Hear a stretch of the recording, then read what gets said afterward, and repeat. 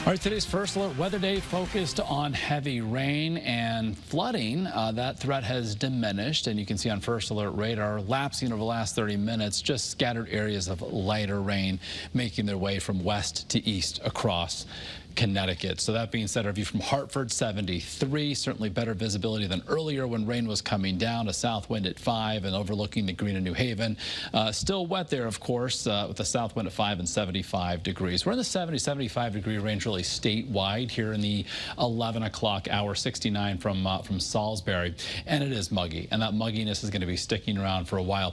You can see through the afternoon hours the thunderstorms flaring up and then diminishing now after sunset, shrinking in coverage as well. So this tapering will continue through the overnight time frame. We have this cold front basically washing out as it moves into southern New England. So that's why we're not expecting any substantial drop in the dew point values. That humidity is going to remain at oppressive levels tomorrow, for Wednesday, for Thursday, and to start Friday. But look what happens on Saturday, a substantial drop. That's all in association with a cold front bringing relief from the heat and the humidity just in time for the weekend. So in the meantime, first alert futurecast showing showers continue to taper off a bit as we head through the overnight hours.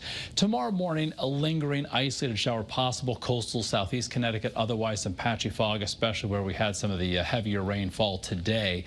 And then during the afternoon tomorrow with the daytime heating, isolated showers, maybe a thunderstorm or two popping up, but a situation where many communities will remain dry, but we may not stay dry statewide. So not anything like we experienced today. Temperatures also up compared to today, and it's certainly a factor of sunshine. If we turn out brighter, we'll certainly reach, perhaps even exceed 90 inland. We're going 85 to near 90 away from Long Island Sound, 82 for New London, mid-80s farther west along the 95 corridor.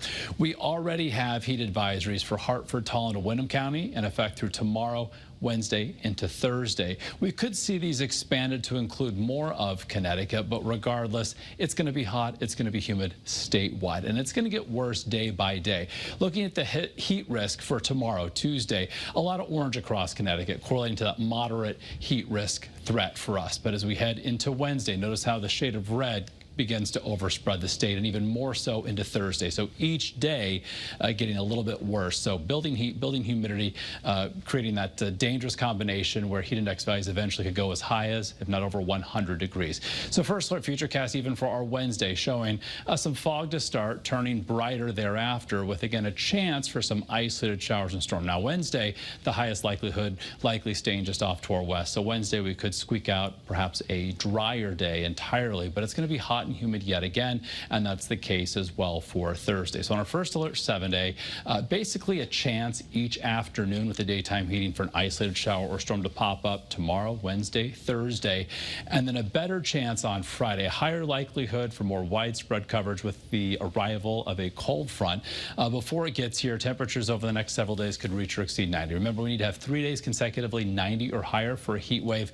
It could be close tomorrow and also on Friday dependent on the arrival of that front and how much cloud cover we see. So regardless, it's going to feel like the 90s, if not even over 100 degrees at a point over the next several days. Overnight lows in the 70s and afternoon highs even along the shoreline, mid and upper 80s. Mostly sunny, less humid, absolutely gorgeous weather on tap for Saturday.